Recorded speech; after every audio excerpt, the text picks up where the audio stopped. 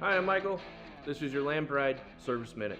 Today, we're going to talk to you about your FDR grooming mower. We're halfway through the summer.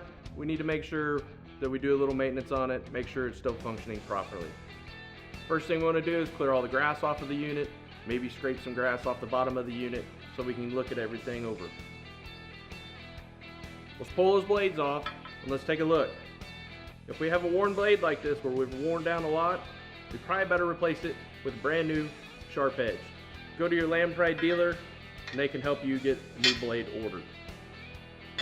Next, let's take a look at that belt.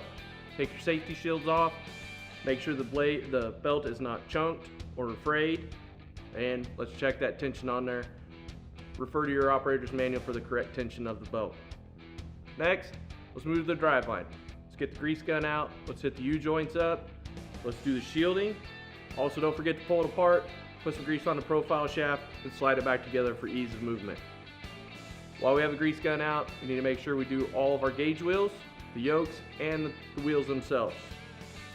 Finally, let's take a look at our gearbox. Pull your plug, make sure that you have the right level of oil in there. If you don't, add a little 80-90 weight to it so that we make sure our gearbox is functioning properly.